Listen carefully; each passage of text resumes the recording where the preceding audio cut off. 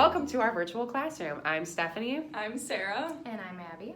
And you better get your thumbs warm because today we are learning about the long muscles and short muscles of the thumb, the thenar eminence and the anatomical snuff box, and how we use our thumbs in everyday life.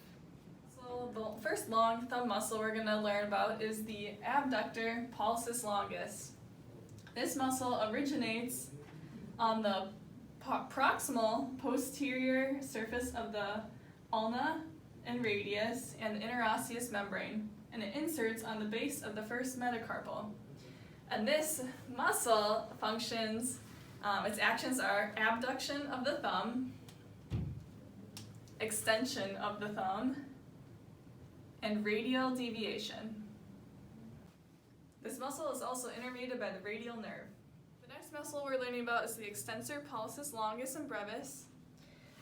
Here you see the extensor pollicis longus.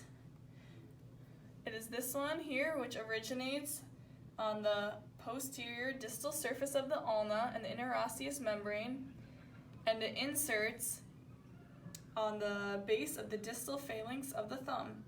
And its actions are to extend the thumb at the MCP, CMC, and IP joints, and also do wrist abduction.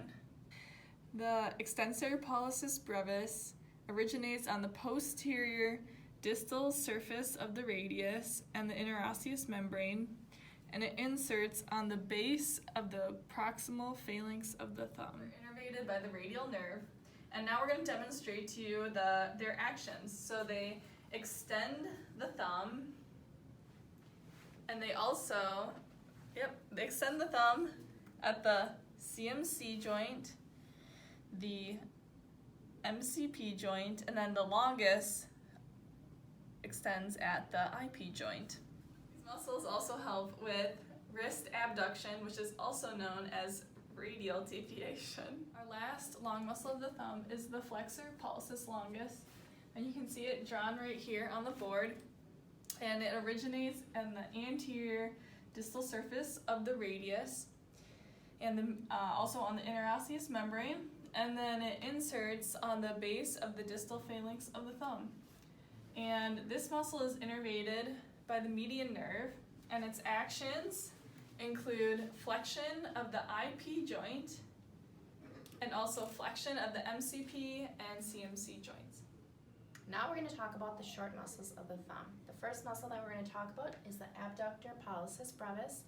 This originates at the flexor retinaculum, the trapezium and scaphoid tubercles, and it inserts onto the base of the proximal phalanx of the thumb. This muscle is innervated by the median nerve. The action of the abductor pollicis brevis is abduction of the thumb at the CMC and MCP joints. Is the flexor pollicis brevis. This muscle is more medial to the abductor pollicis brevis. The superficial head originates at the flexor retinaculum, and the deep head originates at the trapezium, the trapezoid, and the capitate bones, and both heads insert onto the base of the proximal phalanx of the thumb. The superficial head is innervated by the median nerve, and the deep head is innervated by the ulnar nerve.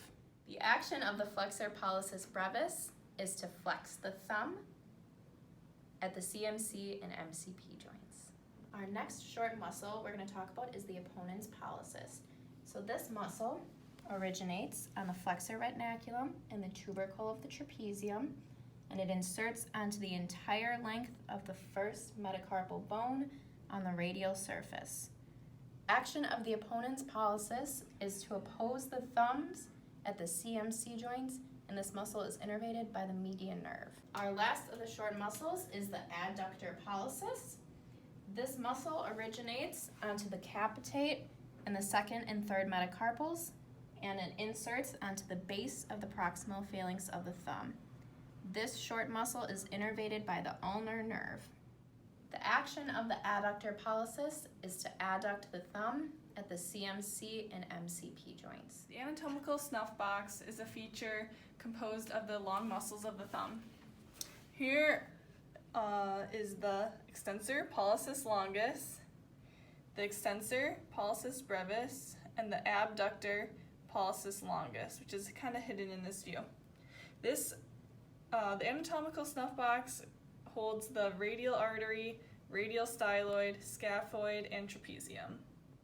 And finally, a prominent feature of the hand is the thenar eminence, which is composed of these three short intrinsic muscles, the abductor pollicis brevis, the flexor pollicis brevis, and the opponent's pollicis.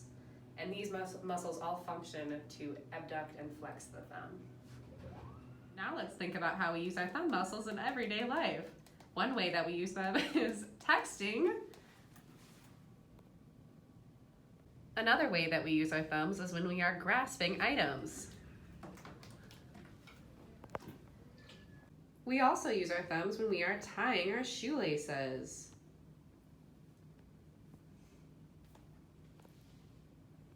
And finally, we use our thumbs when we want to praise each other for doing a great job on our demo.